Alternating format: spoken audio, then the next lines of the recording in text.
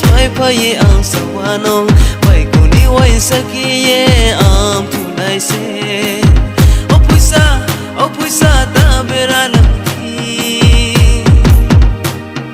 ang kangal o ye to za poka po tuindi ang kangal o ye to za poka po tuindi o ya lui ma ta berana di khapani maya phonu no le ang sare ye thang mai ne ya do o ai ni mati sang le nu no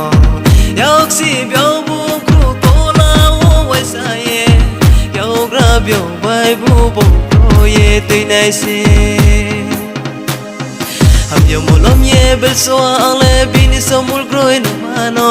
ang la mi on za kies mai fa ye ang sawano mai ko ni wai sa ki ye am tu nai se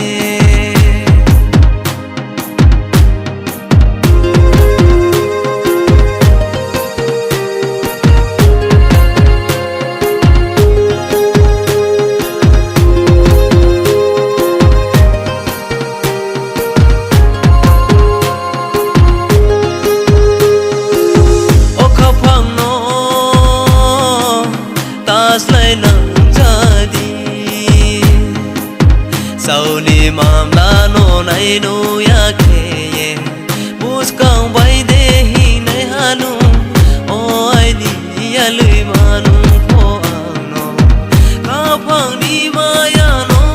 bo saru ya nu bo ang no yo be na ye kui ne ha am yo mo lom ye bel so ang le bin so mul groi na mano mi on za kies mai fa ye ang sawano mai ko ni wai sa ki ye am tu nai se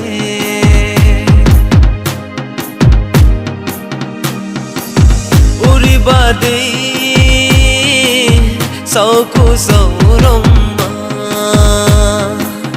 kha phang no phe ro ye phai ja si di yau ba yau rom ye la sau na ang kangal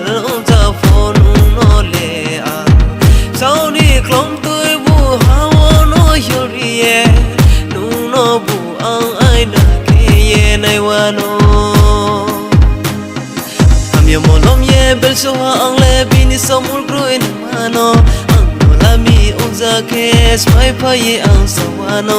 mai ko ni wai sa ki ye am tu nai se o puisa ta berana ki ang kangal o ye to za poka po tuindi ang kangal o ye to za poka